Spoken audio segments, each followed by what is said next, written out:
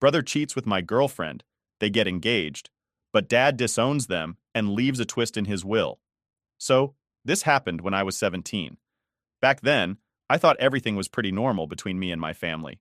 My older brother Chris was 25, and we'd always been close. I mean, we had to be, especially after our mom passed away when I was about 10. After that, it was just me, Chris, and our dad.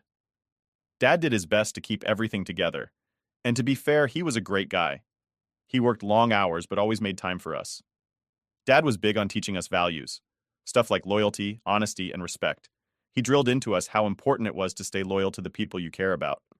He even told us once, if either of you ever cheats on someone, don't expect me to stand by you. I always took that seriously. I mean, cheating was one of those things he just didn't tolerate. And I figured Chris felt the same way because, like I said, we were close. At the time, I was dating this girl named Ashley. We'd been together for a year, and I honestly thought she was it for me. We hung out all the time, texted each other every night, typical high school stuff. Looking back now, I know it was just young love or whatever, but back then, it felt serious. I really trusted her. She met my dad, came over for family dinners, and even hung out with Chris a lot when she was around. I never thought much of it. She and Chris always seemed to get along, and I was just happy to see them bonding. Anyway, one day I got out of practice early. I was on the track team, and our coach decided to cut the session short that day. Something about getting ready for some event or whatever. So I ended up getting home like an hour earlier than usual. I remember thinking, hey, this is nice. I'll get to relax for a bit before everyone else gets home. I walked through the front door, tossed my bag on the floor, and went straight to the kitchen for a snack. I was thinking about calling Ashley to see if she wanted to hang out or watch a movie. Then I noticed Chris's car was in the driveway. At first, I didn't think much of it. He was usually out at work or hanging with his friends, but I figured he must have had the day off or something. I didn't see him downstairs, so I assumed he was probably just chilling in his room. But as I made my way up the stairs, I heard voices coming from my room. And not just any voices. Chris's and Ashley's. I stopped halfway up the stairs and my stomach kind of dropped. I remember thinking, okay, that's weird. Why are they in my room? I mean, it was my space, you know? No one usually went in there unless I was there too. But I brushed it off at first. Like maybe they were just looking for something, or maybe Chris was showing Ashley some video game or whatever. But then I heard them laughing, and not in a casual way. It sounded different. So I took a deep breath and walked the rest of the way up, trying to ignore the weird feeling building up inside me. I reached the door and pushed it open, and there they were, together, on my bed. And yeah, you know what they were doing. I don't have to spell it out. It was like everything just froze. I stood there staring, and they looked up at me, both with these shocked expressions like they got caught with their hands in the cookie jar or something.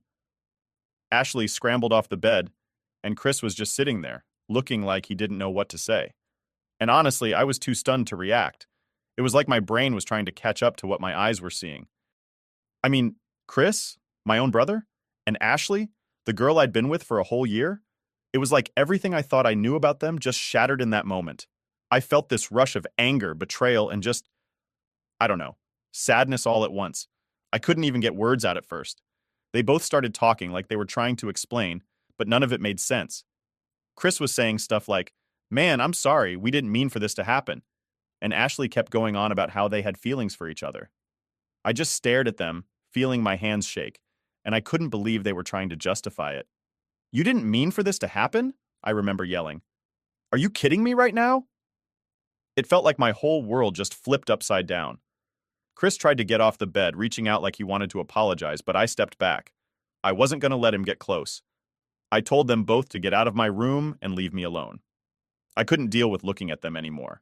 I remember Ashley saying something like, "Please, let's talk about this." But I wasn't hearing any of it. I told her we were done. Right there. No hesitation. I mean, what else was there to say? She cheated on me with my own brother of all people. And Chris, I didn't even know what to say to him. It felt like everything between us was just broken. When they finally left the room, I just stood there for a while, staring at the empty space where they had been. It felt unreal, like I'd walked into some messed up version of my own life.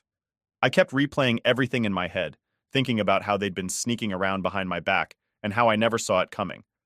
And the worst part was, I couldn't help but wonder how long it had been going on. Had they been lying to me this whole time? I thought about all the times they were hanging out, and I felt like a complete idiot for not seeing the signs. After that, I just kind of collapsed onto the floor. I felt like everything I knew and trusted was gone. I sat there for a while, trying to process what just happened, but my mind was all over the place.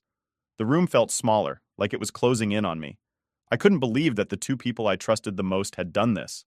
I knew things would never be the same after that. I couldn't imagine forgiving either of them. I didn't know how I was going to face my brother or what I was going to tell my dad. All I knew was that everything felt messed up, and I just wanted to get as far away from them as possible. So I grabbed my stuff, went downstairs, and left the house. I just needed to get out and clear my head.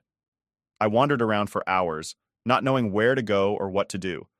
I didn't want to go back home. I didn't want to see Chris, and I definitely didn't want to run into Ashley again. I felt alone, betrayed, and just lost. Like, how do you even move on from something like that? Looking back now, I wish I could say I handled it better, but honestly, I didn't know what else I could have done. It's not every day you walk in and see your own brother betraying you like that. And at 17, it felt like the end of the world. All I knew was that from that point on, things were never going to be the same, and that's how it all started. After everything went down, I was a wreck. I mean, how could I not be? My own brother and my girlfriend betrayed me in the worst way possible. I didn't know how to process any of it. I felt like I was just running on autopilot, trying to get through each day without thinking too much, but it was impossible. Everywhere I went, I felt like I was constantly reminded of what happened. When I finally made it home that night, Dad was waiting in the kitchen. I guess he could tell something was off because he was already looking at me with this worried expression.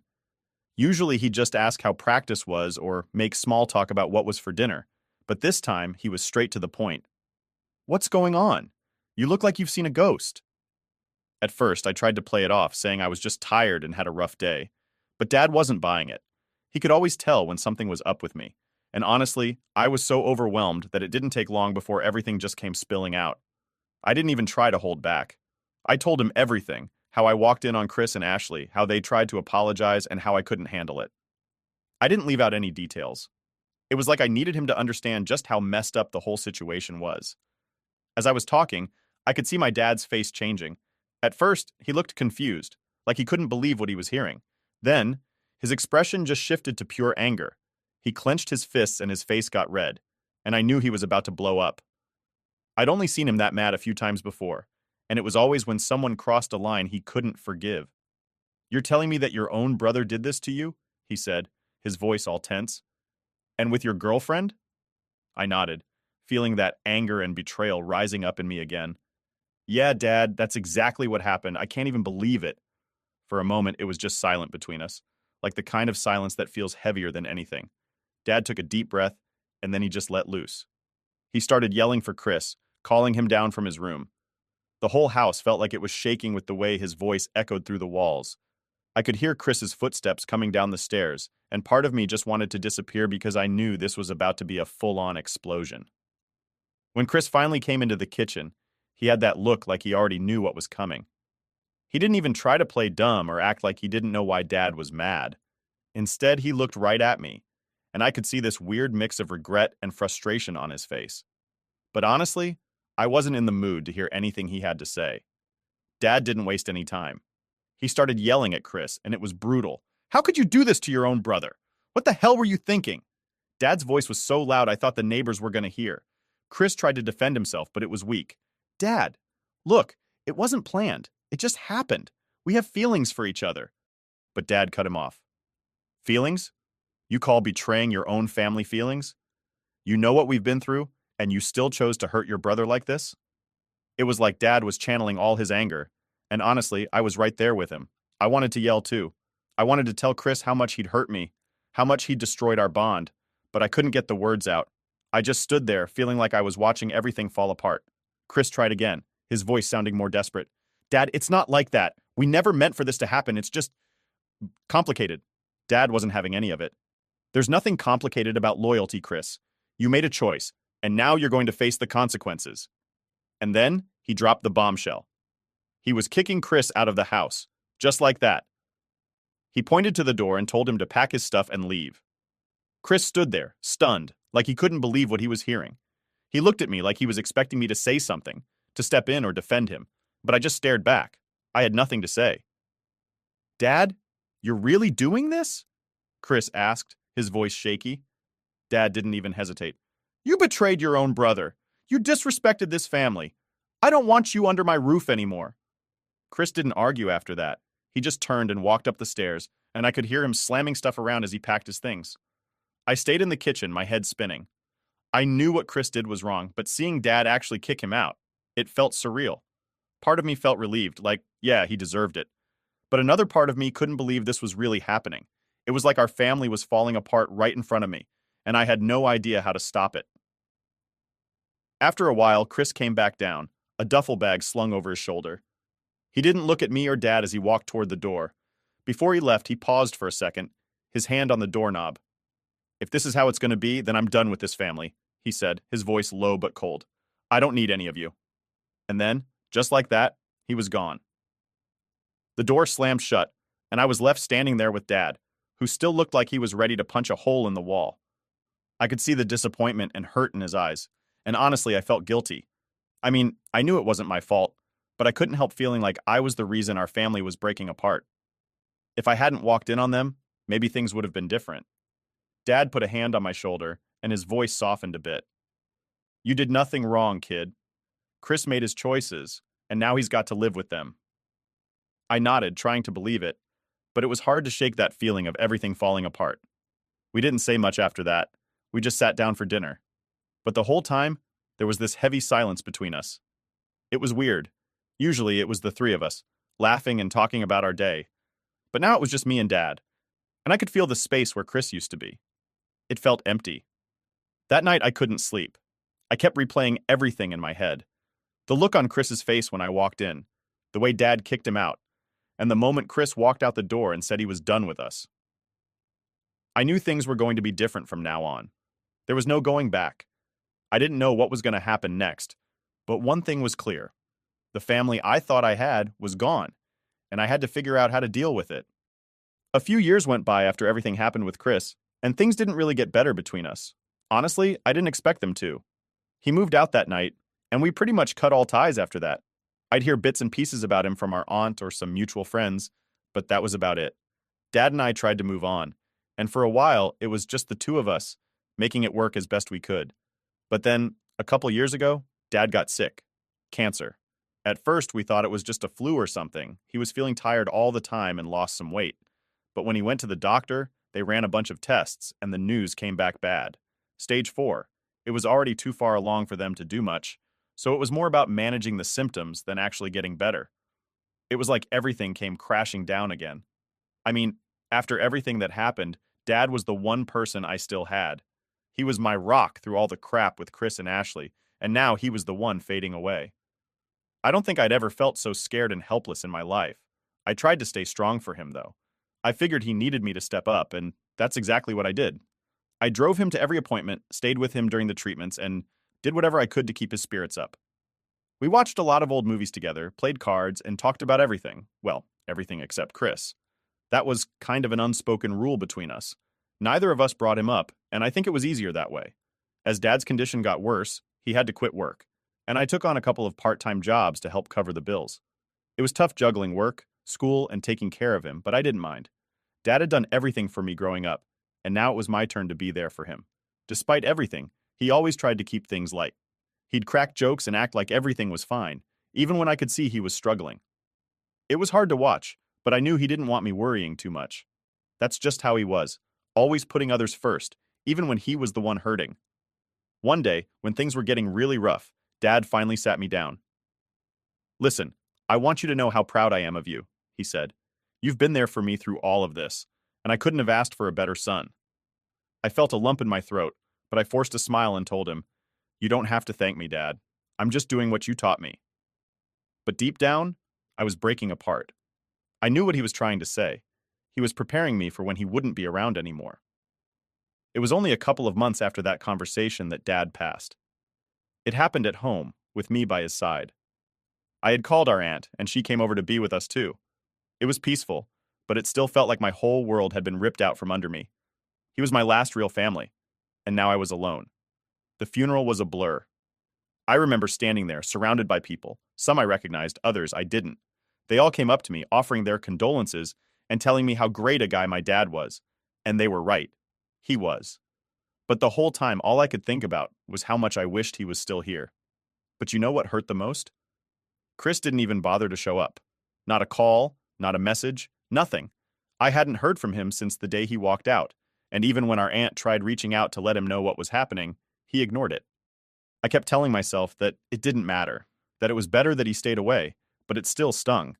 I mean, this was his dad, too. No matter what went down between us, he should have been there, at least for Dad.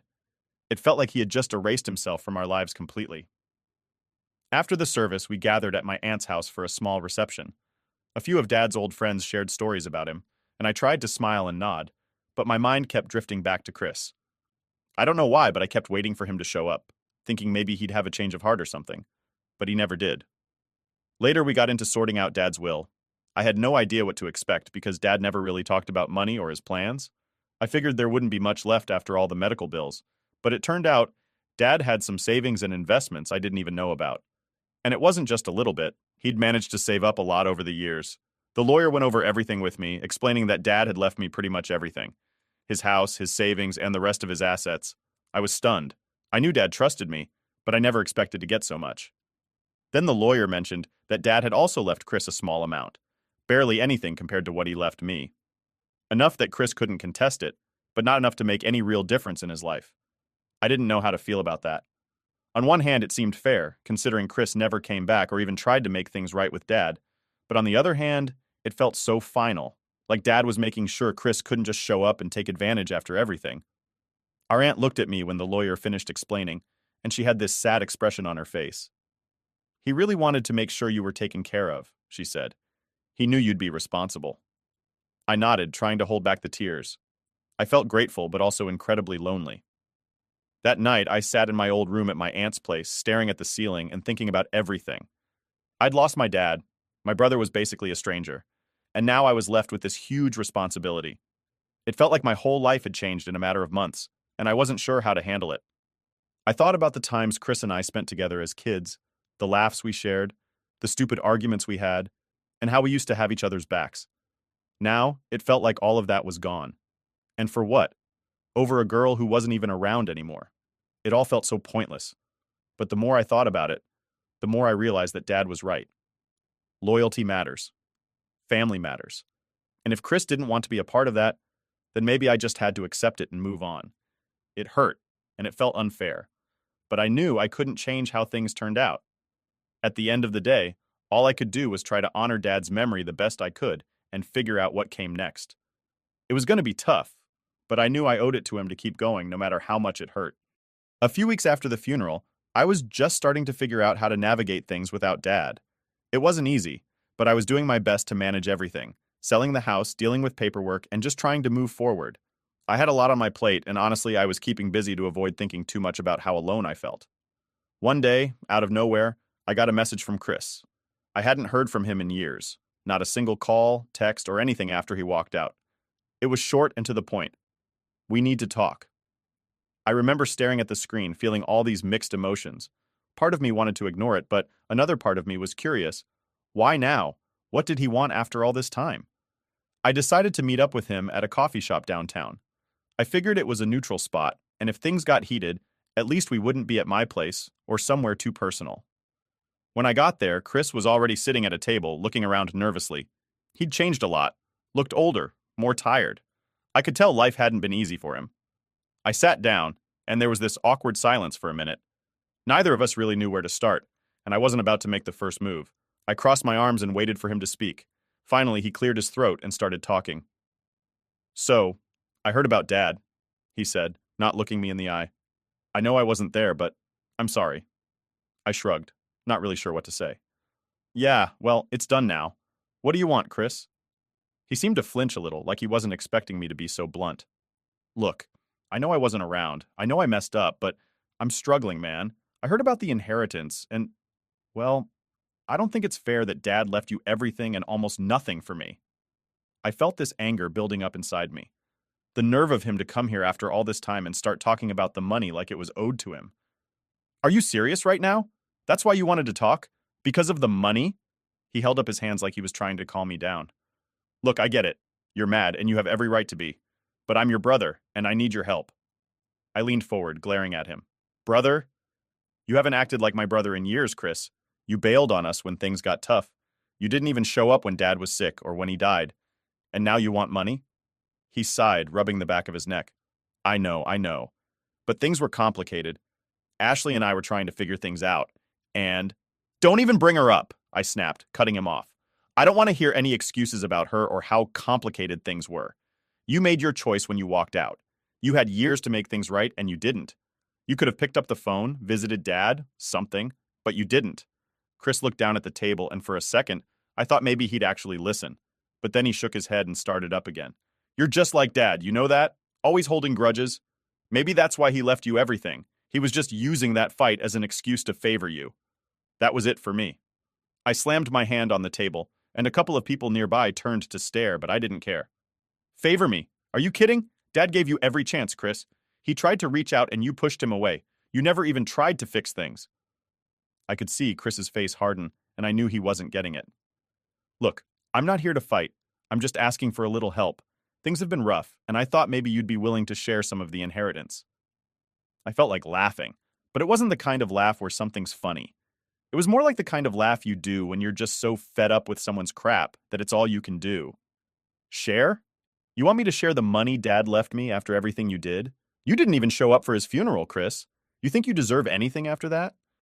He flinched, and for a second, he looked genuinely hurt. I was going through stuff, all right?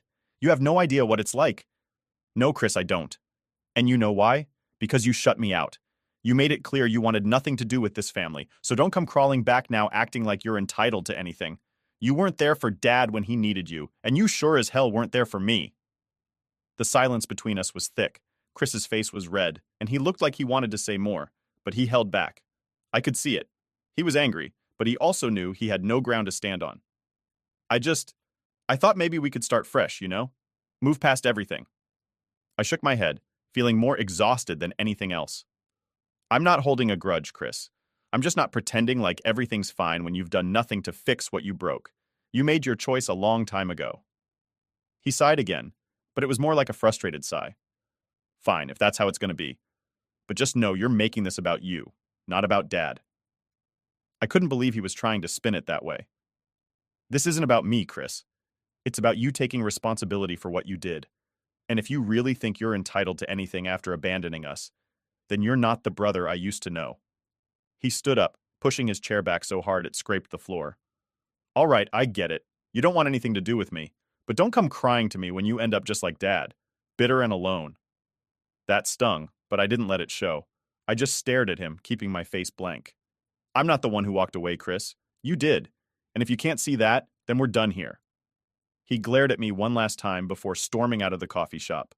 I watched him leave, feeling that familiar mix of anger and disappointment. I don't know what I expected, but I guess a part of me hoped he'd come back and genuinely apologize, that maybe we could start fixing things. But he was the same Chris who left years ago, always trying to shift blame and make excuses. I sat there for a while after he left, just staring at the empty seat. Part of me felt relieved that I finally got to say my piece, but another part of me was just tired. Tired of hoping things could go back to the way they were, and tired of pretending like Chris would ever change. At the end of the day, I knew I made the right call. Dad left me what he did for a reason, and Chris wasn't part of that picture anymore. I had to move forward, with or without him. After my blowout with Chris at the coffee shop, I tried to move on. I told myself it was over. I'd said what I needed to say, and if he didn't get it, that was on him. But of course, nothing's ever that simple. A couple of days later, I got a call from our aunt. She'd heard about our argument, and I could tell she wasn't too happy with how things went down. She asked if I could come over to her place to talk. I knew where this was going, but I figured I might as well hear her out. Our aunt had always been kind of like a mediator in the family, trying to keep everyone together even when things got messy. So I agreed, and a couple hours later, I was sitting on her couch, bracing myself for whatever lecture she had prepared. She didn't waste any time. I heard you and Chris had a bit of a fight the other day, she said, giving me that look, like the one she used to give when she was about to tell me I was being unreasonable. Yeah, we talked, I replied, trying to keep my tone casual. But it's not like it changed anything. He still thinks he's entitled to Dad's money, and I'm not about to hand it over just because he's in a tough spot. She sighed, leaning back in her chair. Look, I know you and Chris have a lot of history, and I know what he did was wrong, but he's still your brother, and if you keep holding on to this grudge, You're never going to have a relationship with him. I felt my hands clench into fists, and I had to take a deep breath before I responded. Auntie, it's not about holding a grudge. It's about what he did and how he's acting now. He had years to fix things with Dad, and he didn't. He had years to reach out to me, and he didn't. And now when there's money involved, suddenly he cares? She nodded, but I could see she was still trying to get me to see it from his side. I know it seems like that, but maybe he's reaching out because he finally realizes he made mistakes. Maybe he's just too proud to say it outright. I shook my head. Or maybe he's just saying whatever he thinks will get him the money. I don't trust him, Auntie, not after everything.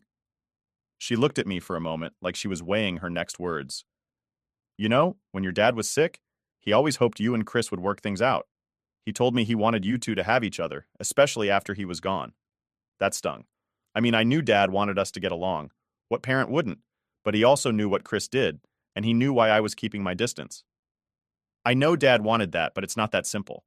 Chris burned that bridge when he betrayed me, and I'm not going to pretend everything's fine just because he suddenly decides he wants to be brothers again. My aunt sighed again, this time more heavily. I get it. And I'm not saying you have to forgive him right away or even give him any money. But don't shut him out completely. If you close that door, you might regret it later. I didn't say anything for a while. I just stared at the floor, thinking about everything. Part of me knew she was right. Holding on to all this anger wasn't exactly healthy, but another part of me couldn't shake the feeling that Chris was only reaching out because he had something to gain. Look, Auntie, I get what you're saying, I finally said, but he made his choice. I'm not closing the door, but I'm not letting him walk back in like nothing happened either. He has to show he's actually sorry, not just because he wants money. She didn't look entirely satisfied, but she nodded. Fair enough. Just promise me you'll think about it, okay? I promised. But in my head, I was already pretty set. I wasn't going to change my mind just because Chris suddenly decided to show up. If he wanted to be part of my life, he was going to have to earn that. A few days later, I got another message from Chris. This time, it was longer. He said he'd thought about what I said and wanted to try to fix things between us, but he still mentioned the inheritance. I don't want all of it, he wrote, but maybe you could help me out a bit, just a loan or something. I stared at the message for a while, my finger hovering over the reply button. A loan? After everything? I felt that anger bubbling up again, but I took a breath. Maybe he really was desperate. But then I remembered how he looked at the coffee shop, how he kept trying to justify what he did, and how he still tried to blame me and Dad for everything going wrong in his life. I put my phone down without replying. I wasn't going to get dragged into this again. If Chris wanted to fix things, he needed to do it without bringing up the money every time. I wasn't going to be some ATM for him to run to whenever he was struggling. The next day, I got a call from our aunt again. She asked if I'd thought about what she said. I told her I did, but my mind hadn't changed. I want to see him try for real, Auntie. If he can't do that without bringing up money, then I don't know what to tell you. She sighed, and I could tell she was disappointed, but she didn't push me further. All right, just keep an open mind, okay? After that, I didn't hear from Chris for a while. I focused on my own life, trying to get everything in order. I got a new job, moved to a different apartment, and started building my own life outside of all the drama. It felt good to have a fresh start, even if a part of me still felt that nagging ache whenever I thought about how things ended with Chris. I think the hardest part was feeling like I'd lost my brother for good. We used to be so close, and now it was like we were strangers. I'd see other people hanging out with their siblings, and it had hit me. Chris and I would probably never have that again, not unless he really changed. But at the same time, I knew I had to stand by my decision. If I let him walk all over me now, what kind of message would that send? That he could betray me and our dad, disappear for years, and then just come back when it was convenient for him? I wasn't going to let that happen. In the end, I knew I was making the right choice, even if it didn't feel great.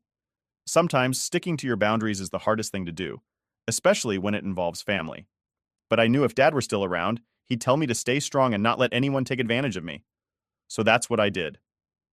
I moved forward with my life, holding on to the hope that maybe one day Chris would actually understand what he did and try to make things right, not for the money, but because he really wanted to be brothers again. Until then, I was done giving him chances.